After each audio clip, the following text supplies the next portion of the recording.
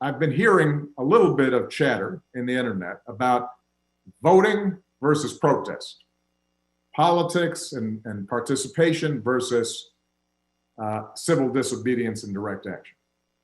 This is not a either or. This is a both and.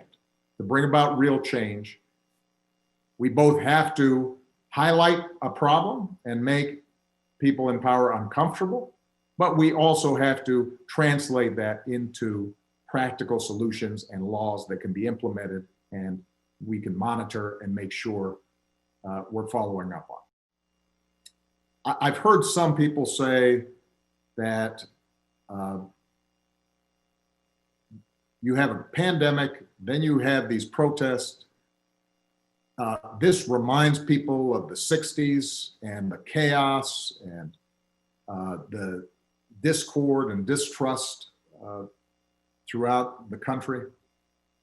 I have to tell you, although I was very young when you had riots and protests and assassinations and discord back in the 60s, I know enough about that history to say there is something different here.